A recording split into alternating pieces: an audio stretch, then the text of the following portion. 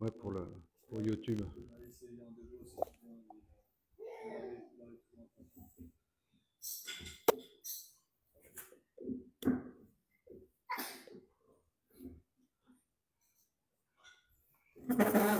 Om Namo Bhagavate Vasudevaya. Om Namo Bhagavate Vasudevaya. Om Namo Bhagavate Vasudevaya.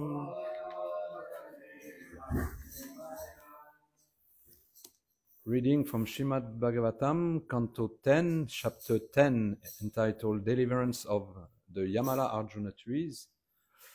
Text number 9. Anyante Pashavo. Yesterday was 8. Shantatma make the 8. Yatra. Anyante Pashavo Yatra. Nirdayer. Ajitatmabi.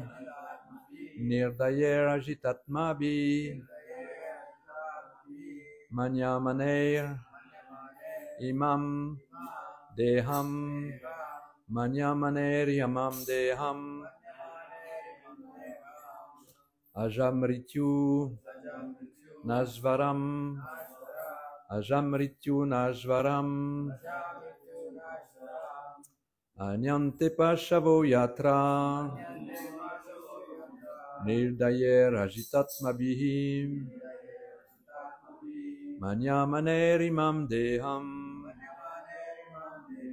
Ajaramrityum Nashvaram. Anyante Pashavo Yatra. Nirdayer Ajitatmabhim. Manyamaner Imam Deham. Ajaramrityu Nashvaram. Anyante Pashavo Yatra. Nirdayer Ajitatmabhim. Manyamaner Imam Deham.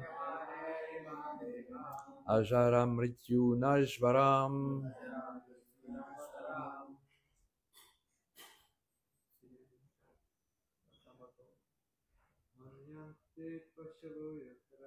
Anyante Pashavo Yatra.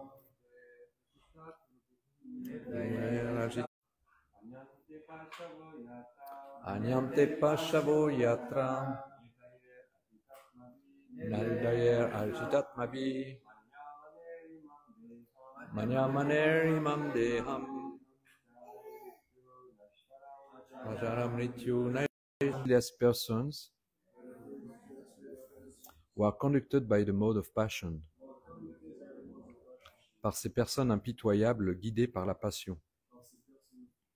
Ajita Atmabhim, rascals who are unable to control their senses. Des scélérats incapables de maîtriser leurs sens. Manyamanai are thinking, pense. Imam, 10. Ce. Deham, body, corps. Ajara will never become old or diseased. Ne sera jamais vieux ou malade. Amrityu, death will never come. La mort ne viendra jamais. Nashvaram, although the body is destined to be annihilated. Bien que le corps soit destiné à être anéanti. Traduction par sa divine grâce A.C. Bhaktivedanta Swami Srila Prabhupada. Unable to control their senses, rascals who are falsely proud of their riches or their birth in aristocratic families are so cruel that to maintain their perishable bodies, which they think will never grow old or die, they kill poor animals without mercy. Sometimes they kill animals merely to enjoy an excursion. Traduction pour Srila Prabhupada. Incapables de dominer leurs sens, ces scélérats vainement fiers de leur richesse ou de leur naissance au sein de familles aristocratiques font preuve d'une telle cruauté que pour préserver leur corps périssable, pensent qu'ils ne vieilliront ou ne mourront jamais. Ils abattent sans pitié de pauvres animaux. Ils en tuent parfois tout bonnement pour le plaisir lors d'une partie de chasse. Purport by Srila Prabhupada. When the modes of passion and ignorance increase in human society, giving rise to unnecessary economic development, the result is that people become involved with wine, women, and gambling. Quand la passion et l'ignorance augmentent dans la société humaine, suscitant de la sorte un développement économique excessif, il en découle que les gens s'intéressent alors au vin, aux femmes et aux jeux d'argent. Then, being mad, they maintain big slaughterhouses or occasionally go on pleasure excursions to kill animals. Il en découle, puis devenus quasiment fous, ils entretiennent de grands abattoirs ou participent parfois à des parties de chasse pour tuer des animaux. Forgetting that,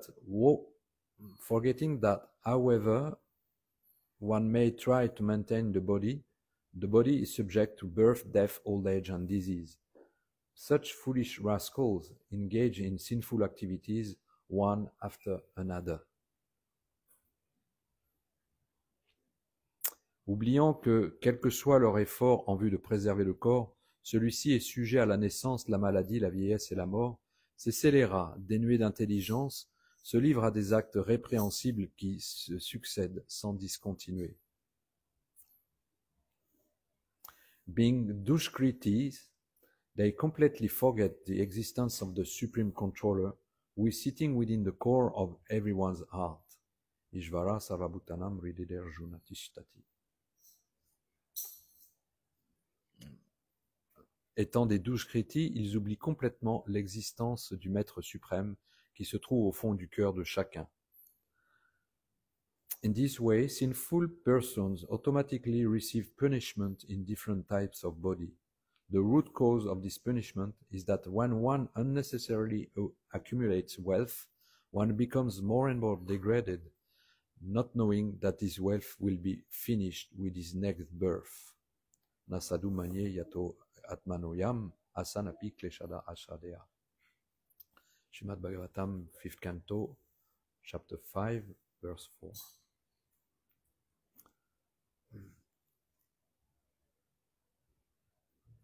Ce Maître suprême observe tous les détails de l'activité des êtres vivants qu'il récompense ou châtie en accordant à chacun un corps approprié, fabriqué par la nature matérielle. Brahmayam Savabhutani Yantrarudani Mayaya. Ainsi, les êtres pécheurs sont automatiquement punis dans divers types de corps. La cause originelle de ce châtiment est la vaine accumulation de richesses. L'être se dégrade alors de plus en plus, ignorant que sa fortune disparaîtra lors de sa prochaine naissance. Animal killing is prohibited. Clear? Every living being, of course, has to eat something. Jivo jivasya jivanam. But one should be taught what kind of food one should take. Therefore, the Sri Upanishad instruct, tena tyaktena bunjita, one should eat whatever is allotted for human beings. And Krishna says in Bhagavad Gita 9:26, Patram pushpam param toyam yome bhakta pranashati, tadaham bhaktya uparitam asnani prayatat manaha. If one offers me with love and devotion a leaf, a flower, fruit or water, I will accept it. L'abattage des animaux est interdit.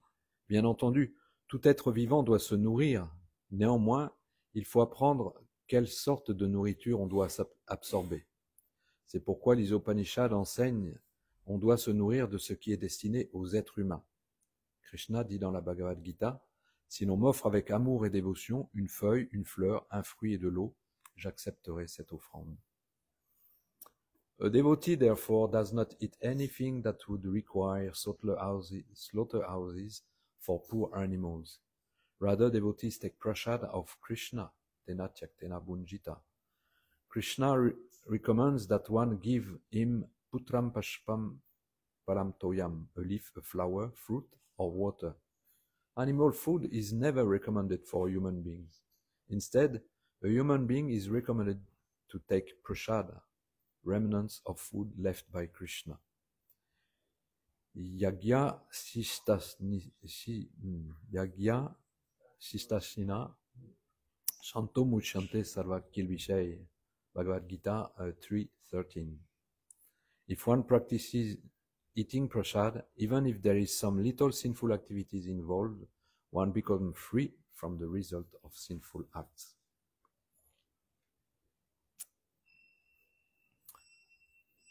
Shishi Gonitai Kitai, Shishi Radha Govinda Madhava Kitai, Krishna Balaram Kitai, Govardhan Kitai. Un dévot du Seigneur ne mange donc rien qui nécessiterait des abattoirs prévus pour tuer de pauvres animaux.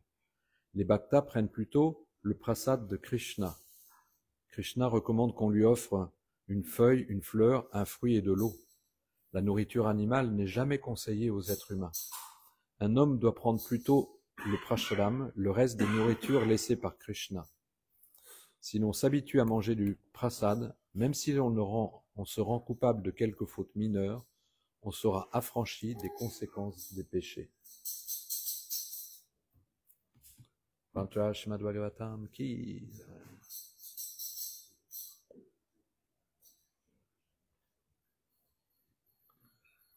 Donc, nous sommes encore dans ce passage où Narada Muni est en train de châtier. C'est en français. Okay. Narada Muni est en train de châtier Manigriva et Nala Kuvera, les deux fils de Kuvera. Et il les prêche vraiment très durement. Mais il a expliqué dans le verset d'hier que les gens qui sont trop riches deviennent imbus de cette richesse et après ont plus de facilité pour les plaisirs matériels, donc ils se livrent à tout ce qui est vin, femmes et jeux de hasard. Et là, dans ce verset aujourd'hui, il insiste beaucoup sur le fait aussi que pour se nourrir, ils choisissent de se nourrir de chair animale. So we are in this stage of the Srimad Bhagavatam where Narada Muni is preaching heavily the two sons of Kuvera, Nala Kuvera and Manigriva, who are becoming intoxicated with their riches and thus they choose to indulge in so many sinful activities like drinking wine, chasing women and gambling. And now today is specifically saying also that they have the tendency to start slaughterhouses to eat flesh of animals. And in our modern society, we see that this mode of ignorance and passion is prevalent, and that people are just running and rushing after wealth. That's their only goal, because they think that because of wealth, they will be able to enjoy for themselves. Donc, et on voit dans notre société moderne ces modes de la passion et de l'ignorance sont prédominants, et ce qui fait que les gens sont simplement concernés par accumuler de l'argent qui leur permettent de satisfaire leur sens. So the Srila Prabhupada and the Bhagavatam is really insisting on this, on the fact of eating animals, killing and eating animals is very, very bad. And it is explained somewhere else in the Bhagavatam that it takes away this quality of compassion.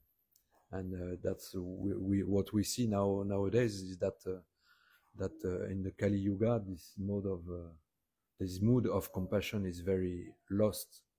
And although some powerful people, they are making a show of making good activities or welfare activities or social securities or so many so-called arrangements for the people, they are not so genuinely interested in the welfare of the people.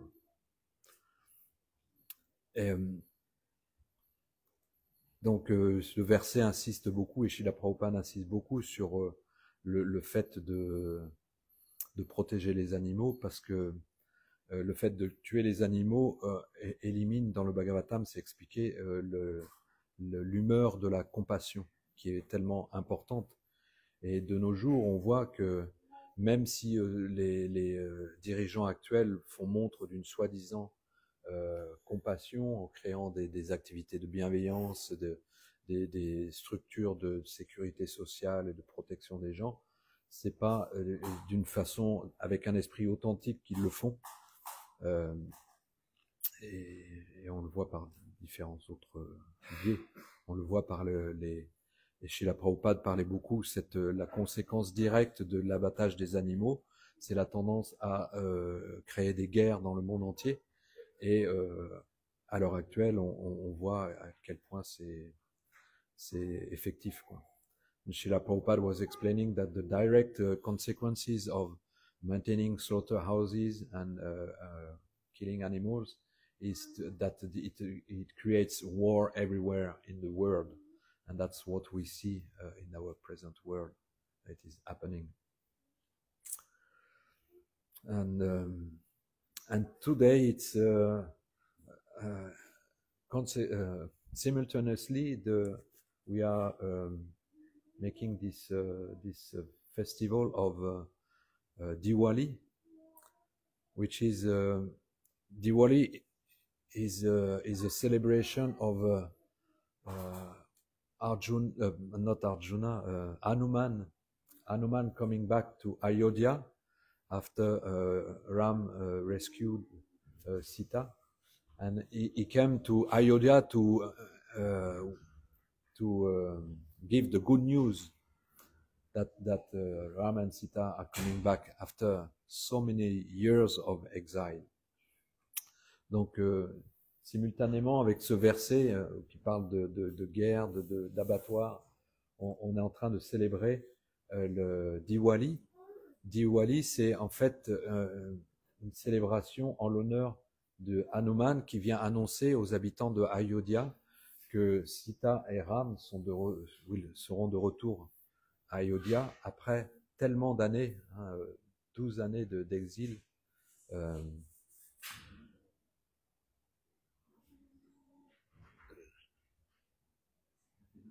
J'ai fait 2 fois en français. Waouh, vous êtes bénis, les Français, hein, vous avez la chance.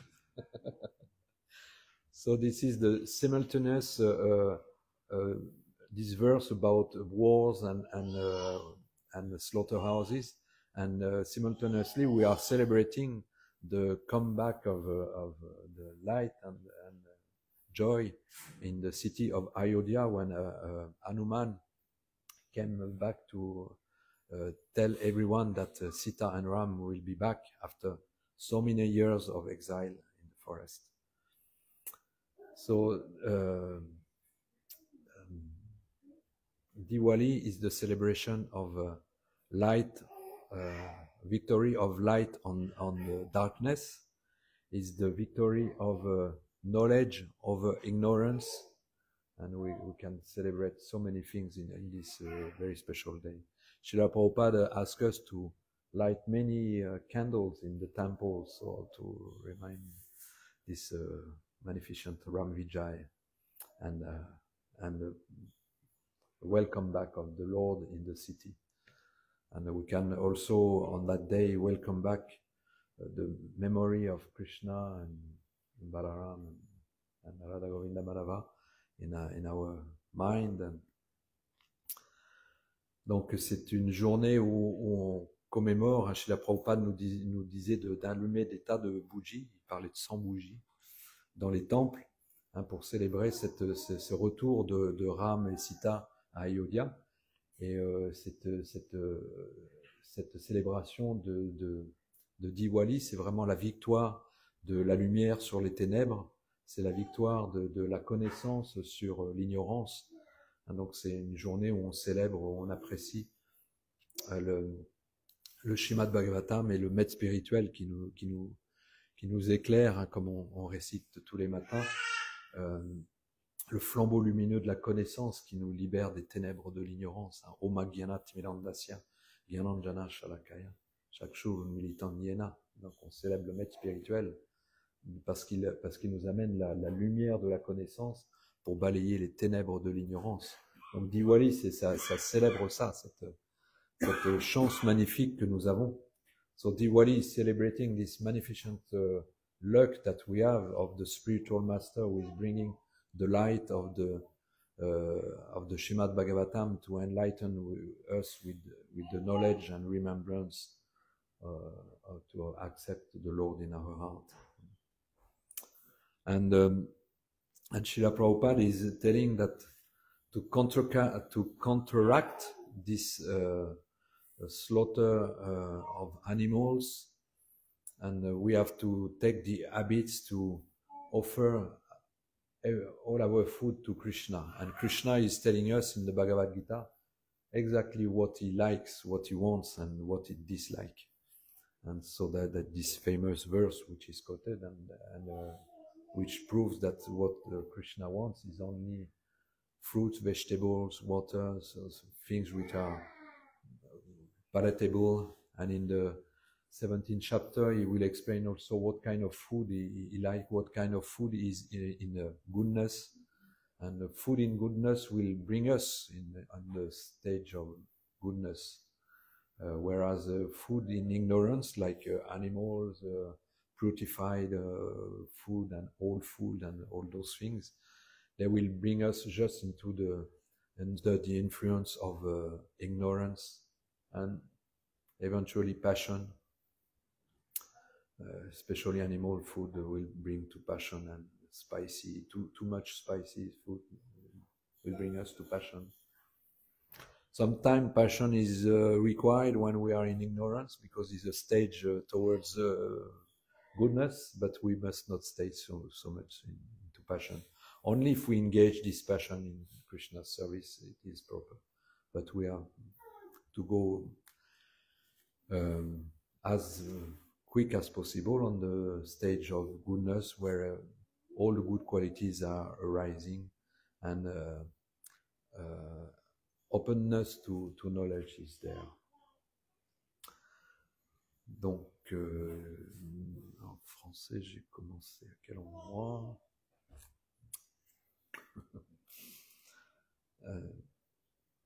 Donc, Krishna nous explique dans la Bhagavad Gita très clairement qu'est-ce qu'il veut comme type de nourriture dans ce célèbre verset.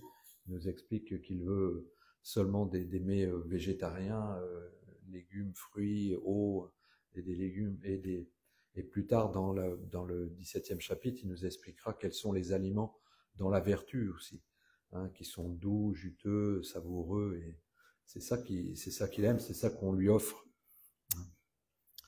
Et sinon, si on mange une autre nourriture, la nourriture carnée par exemple, ou trop putréfiée, etc., c'est la nourriture qui nous influence à l'ignorance ou la passion parfois. Mais on veut éviter cela pour s'élever plutôt à la vertu qui nous aide à développer toutes les bonnes qualités et qui nous ouvre à recevoir la connaissance. Mais parfois aussi la passion peut être nécessaire. Quand on est influencé par l'ignorance, on doit passer par le stade de la passion avant d'atteindre la vertu. Et c'est expliqué que quand la passion est offerte, engagée dans le service de Krishna, ça peut avoir un rôle aussi. Mais rapidement, on doit s'élever au stade de la vertu. And, non seulement la nourriture doit être influencée dans la vertu, mais elle doit être aussi offerte à Krishna, comme du prashadam, un tena, tyaktena, bunjita.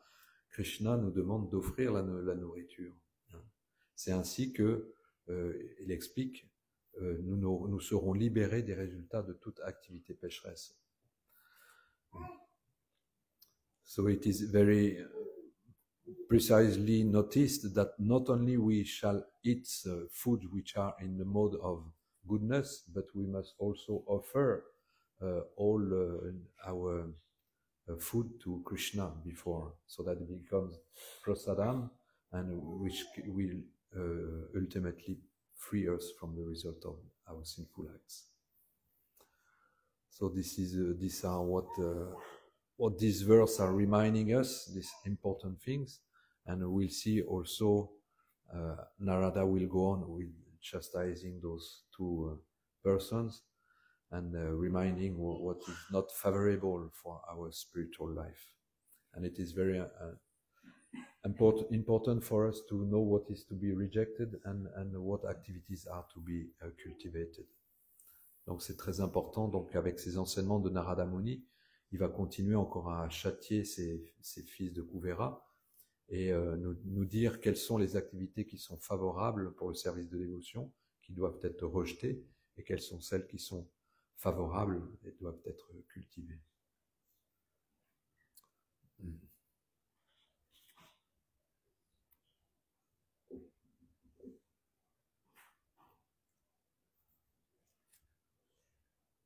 So if you find some questions or you have some remark to do on this verse, I can leave some time. Sometimes it's where are the best ideas coming up. Donc s'il y a des questions ou des réflexions par rapport à ce qui a été dit, par rapport à ce verset. Hare Krishna. Hare Krishna.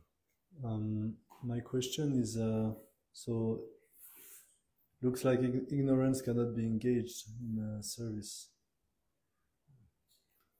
So, donc ma question est, il semble que l'ignorance ne puisse pas être engagée dans le service. C'est une bonne remarque. La réponse est dans la question peut-être.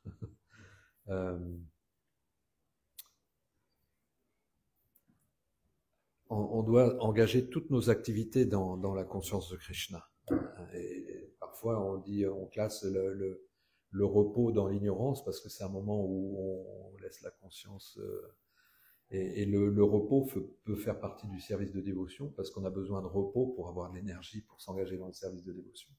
Donc on peut considérer des périodes un peu qui semblent classifiées dans l'ignorance comme à être engagé dans le service de dévotion aussi. Tout doit être engagé dans le service de dévotion. Si malheureusement on est encore influencé par ces modes les plus bas de l'influence de l'énergie matérielle, il faut quand même engager ce qu'on peut dans le service de Krishna. So the question is, can we engage ignorance in service of Krishna? It seems that this mode of material nature is not favorable. Although it is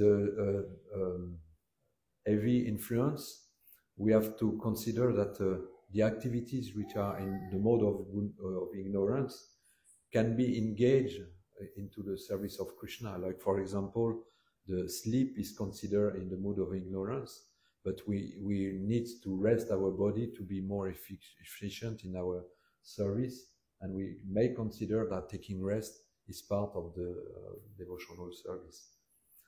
So if we are influenced by the low mode of material nature, we have still to engage those tendencies in the service of the Lord, and gradually we'll transcend the low mode of material nature to rise to the goodness, which is encouraged to be as swiftly as possible.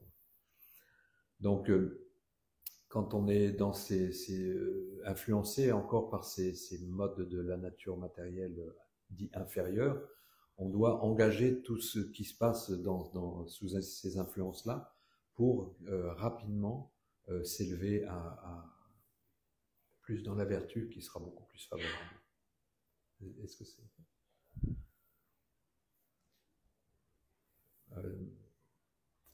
What is sure is that activities which are influenced by ignorance, like taking intoxication, things like that, they are not to be engaged in the service of the Lord. They are just to be avoided right in the beginning. And taking in the mode of passion, eating animal flesh has to be rejected right in the beginning. It's not that or I'm in the mode of passion, so it's authorized, I'm just offering that to the Lord. No, we know that Krishna will not accept such an offering.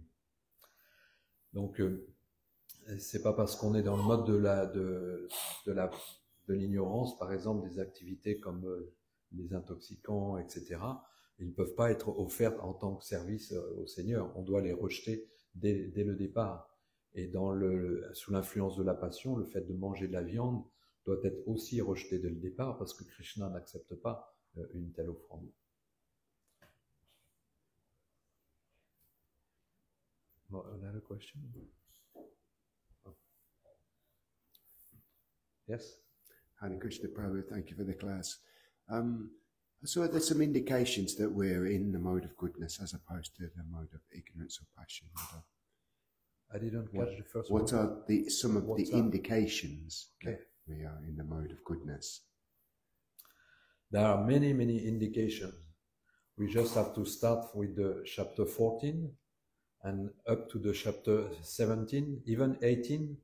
We have all these characteristics of the different modes. It's very, very interesting. And we can see that whatever activities, whatever domain of our life, they can be seen according to the modes. When we understand the generality about which the mode, what is the general characteristic of each guna, and what are the result of those guna, then it's really easy to find out whether this activity or this type of thinking or this type of speaking or this type of acting or charity or austerity, everything can be understood how the modes are influencing in those areas. So by reading Bhagavad Gita, we can really figure out all that. It is said that the fruit of ignorance is just craziness and indolence. The fruit of passion is just heavy desire for gratification and for an egoism and things like that. And the fruit of goodness is happiness. And j'ai rien dit en français là peut-être. Donc la question c'était comment on peut reconnaître l'influence des gunas. Alors l'influence des gunas, elle est très bien décrite dans la Bhagavad Gita, des chapitres 14 jusqu'à 17 et même dans le chapitre 18, il y a encore des éléments qui sont donnés. Et quand on comprend l'esprit général de chaque guna et ce qu'apporte chaque guna, on peut arriver à comprendre et à voir en quoi sont influencées nos activités, nos paroles, nos pensées, nos façons d'accomplir les austérités, d'accomplir la charité, les différentes formes de foi, tout ça est décrit. Les différentes formes de renoncement aussi sont décrites suivant les gunas. En règle générale, l'ignorance a tendance à nous amener à l'indolence, et à la folie, à la sottise et la folie, c'est décrit. La passion nous amène au conflit et à le plaisir personnel, l'égoïsme, etc. Et la vertu, ça amène le bonheur. Le résultat de la vertu, c'est le bonheur. Mais on est averti qu'on ne doit pas non plus se laisser conditionner par le sentiment de bonheur que nous donne le fait d'être dans la vertu. On doit aussi dépasser les modes de la vertu, même dans les modes de la nature matérielle, même la vertu, parce que le conditionnement du bonheur peut nous faire oublier de servir Krishna. Et quand on commence à servir Krishna, ça devient la pure vertu. So it is explained also that this happiness given to the person who are practicing goodness can be a conditioning, and is a conditioning because we can be conditioned by the feeling of happiness that comes from goodness. And so we must engage all our activities in Krishna, then it becomes pure goodness, and we are transcending then the modes of material nature.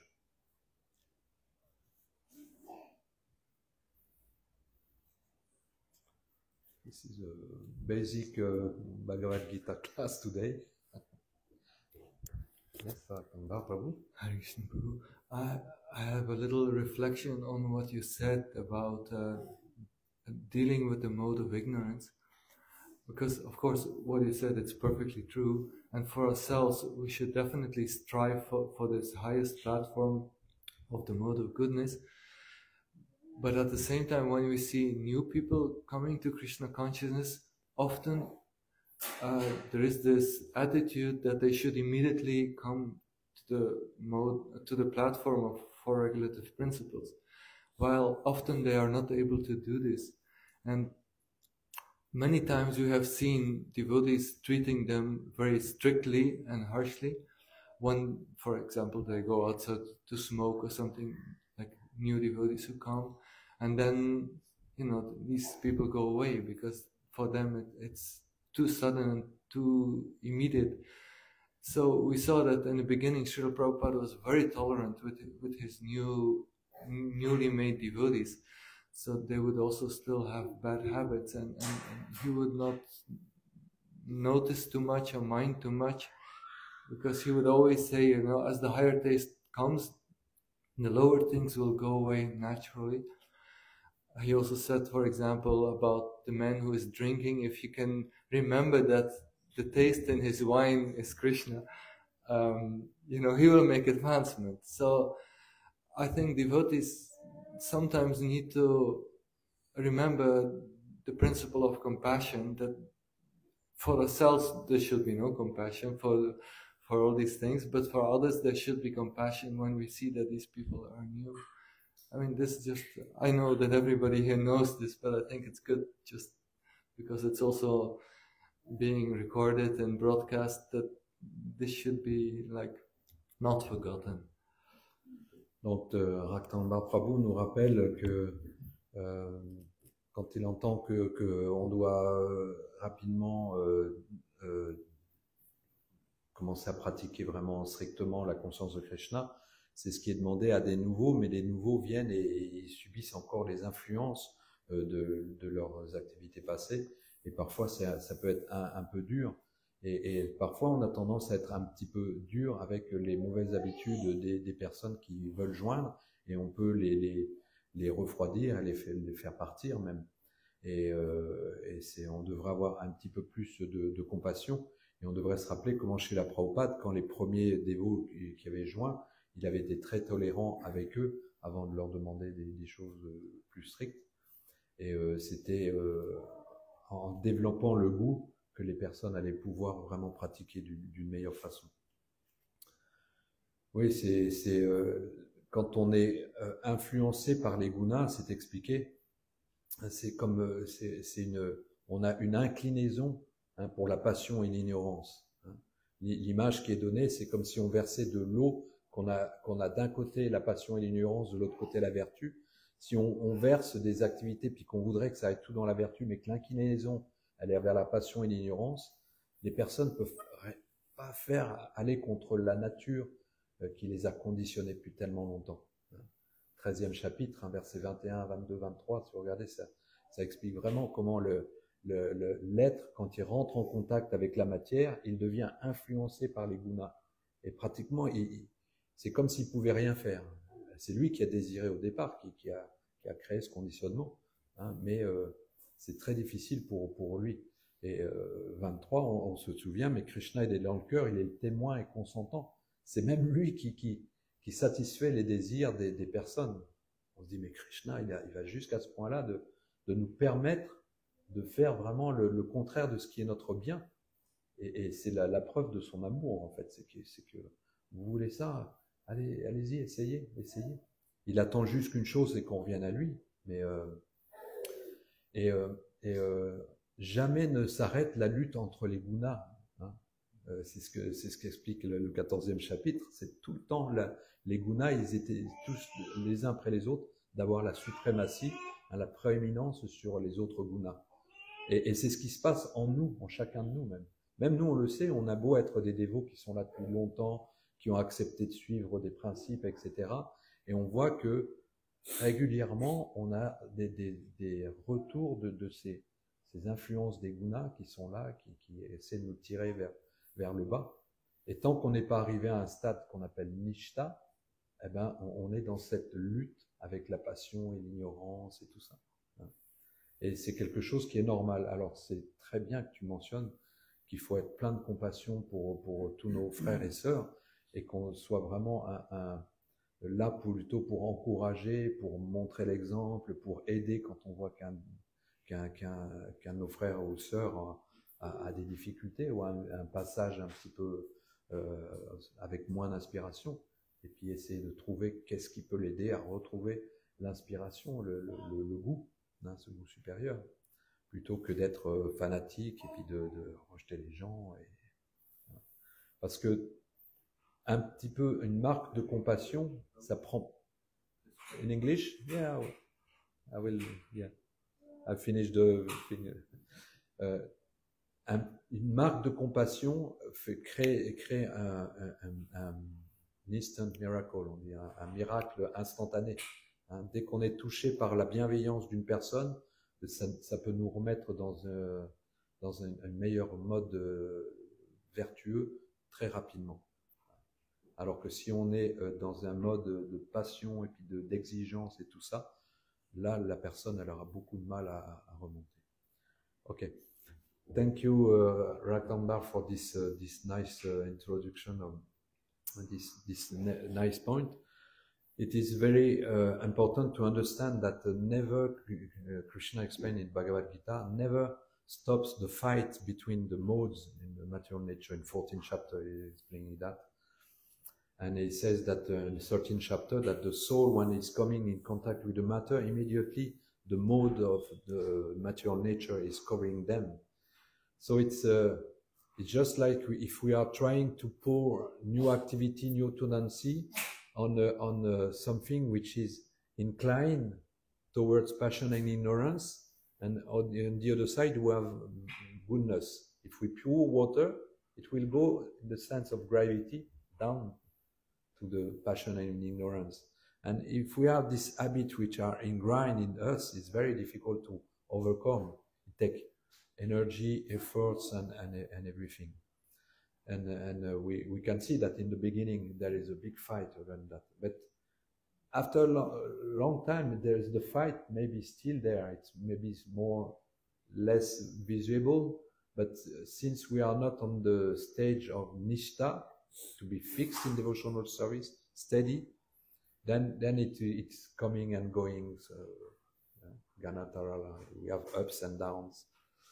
So we have to remember that and express some compassion towards our God brothers and sisters, that if there are some symptoms, that there are difficulties, to show some compassion. Because by showing compassion, it touches the heart and it gives an instant miracle that people they can raise up again. But if we, in the opposite manner, we are starting to chastise and to be passionate and to expect things, and the people can feel disheartened, and that we have this power to make good or to bring to increase difficulties in people. So we are always try to uplift others. It's the best attitude to have. And to understand that it takes time to transcend the mode. Donc c'est important d'avoir cette compréhension qu'on a le pouvoir en nous d'élever les personnes ou alors de les maintenir dans leur truc. On peut inspirer par notre attitude en une seconde, et on doit être une source d'inspiration plutôt qu'une source de découragement chez les autres. There's some. Yes, please. That makes me think of a connection in between these birds, which tells also about our eating habits, like negative, and also like the Krishna says about the austerity of speech. There is a connection between what we put in our mouths and what comes out of our mouths. So that can be beneficial or detrimental. Donc Venu Gopal mentionne qu'il peut y avoir une connexion entre ce verset qui est qu'est-ce qu'on met dans la bouche, qu'est-ce qu'on mange, et puis aussi l'aspect de l'austérité du verbe. Et est-ce qu'il y a une connexion?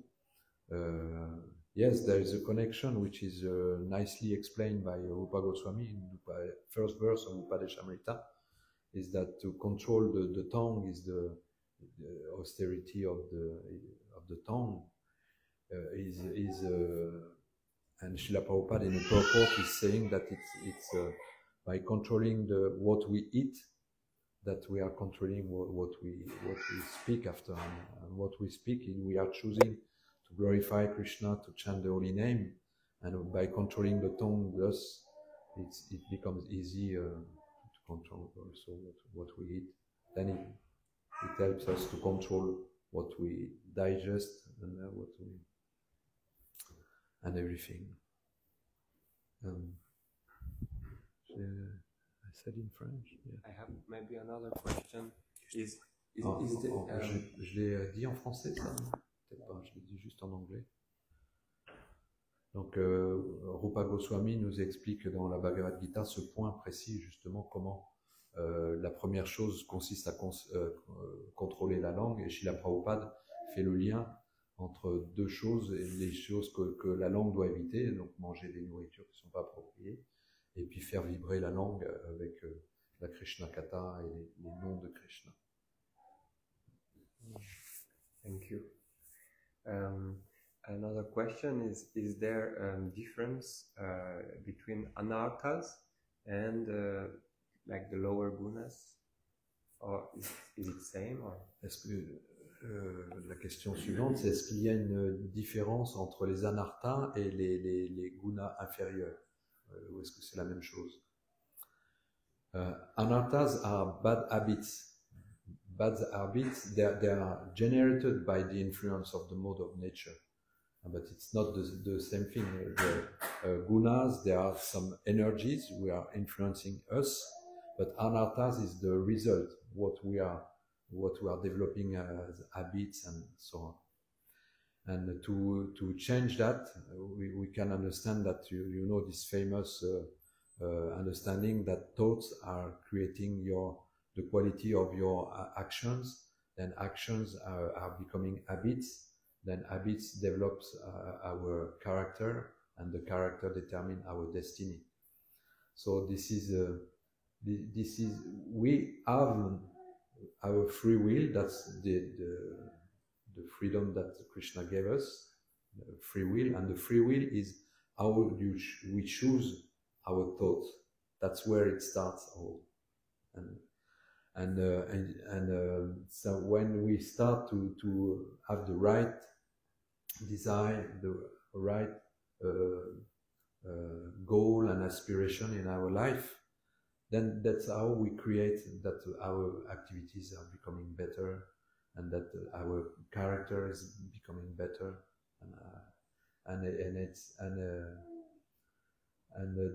about the habits, it's that our activities, we are regular in our habits. This is the mode of goodness. Sometimes goodness, we think that we just sit idle and we are happy and that's it. No, goodness means also discipline, means making regular activities which bring us good result in our life, and the discipline in Krishna consciousness is sadhana. Is our regularly we are chanting the holy name, rising early so that we can just absorb ourselves in Krishna. Then our activities during the day, they are more touched and influenced by goodness than by the other ones. And sometimes if we are just being influenced by ignorance, sleeping too late, or by passion, and we start early in the morning and write first person I meet, instead of appreciating, I start to, then the whole day may be influenced by those tendencies. Donc, est-ce que les anarthas c'est la même chose que les gunas inférieurs? C'est différent. Les anarthas, les gunas, ce sont des énergies. Ce sont les énergies qui nous influencent. Les anarthas, c'est plus les résultats de l'influence de ces énergies. Donc, je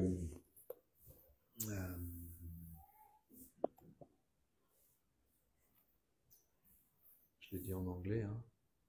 J'ai répondu en anglais. Tout le monde a compris. Tout le monde a compris. Peut-être pas ceux qui regardent sur YouTube. Donc, pour réformer nos anarthas, donc ce qui est expliqué, vous savez, c'est que les pensées créent nos actions créent nos habitudes, nos habitudes modifient notre caractère, et notre caractère engendre notre destin. Donc c'est important de changer nos pensées, et c'est pour ça que dans le mode de la vertu, un des points importants, le mode de la vertu, c'est pas seulement apprécier le bonheur qu'on a, c'est être heureux et c'est faire des choses satisfaisantes, etc. Il y a aussi un aspect discipline, hein, faire les mêmes activités régulièrement qui vont amener des fruits, de changer notre caractère, nos habitudes. Donc la même action répétée, il dit, c'est ça qui va changer notre caractère. C'est pour ça qu'on se lève tôt le matin et qu'on pratique se souvenir de Krishna, penser à Krishna. Mais si on reste dans l'ignorance, qu'on reste à dormir, l'influence de l'ignorance peut nous influencer dans la journée. Si quand on se lève, les premières personnes qu'on voit, au lieu de les apprécier, on commence à dire « oh, faudrait faire ça, oh, tu es comme ça, oh, bouge-toi », ou qu'on est influencé par la passion, ça peut perdurer dans la journée aussi. Donc c'est important de choisir la qualité de nos pensées et puis la qualité de nos actions qui vont créer, d'être libres de l'influence des gunas, ce qui va faire que nos anarthas, petit à petit, vont aussi être brûlés. Which means that our anarthas, they will be burned by those activities. And sometimes we have to do also some other things to get rid of those anarthas. When we are becoming more in the mode of goodness, we are more reflective also, and we can also make some practice like introspection, to look during my day, how did I behave, what are my tendencies, what I can do to change those tendencies. And there are different things which are given by the acharyas, like Bhaktivinoda Thakur spoke about the Leelas of Krishna, how each Leela is acting on one specific anartha. So by being absorbed in Krishna Katha, it can be helpful. There are some other processes also which are in the Vedas and other things. But mainly, pure chanting of the holy name is burning more anarthas than we can perform in lifetimes. Pure chanting of the holy name. So our main endeavor as devotees is to try our best to chant as purely as possible, and to ask the mercy of the spiritual master and Krishna that he bless us with the pure chanting of the holy name. That's why we are trying day after day, weeks after weeks, months, years after years, decades after decades, just to chant. And one day we'll be blessed with this pure name, Shuddha Sarva, Shuddha Name, Shuddha Nam. Then all the anarthas will be finished. Donc, par rapport aux anarthas, il y a beaucoup de choses qui peuvent être faites. Les acharyas nous ont donné des tas d'astuces. Il y a les histoires de Krishna, comme Bhaktivinoda Thakur, on nous le répète, chaque divertissement a la vertu de détruire un anartha spécifique. Et il y a plus spécifiquement pour tout le monde, le chant des saints noms qui va apporter ce résultat.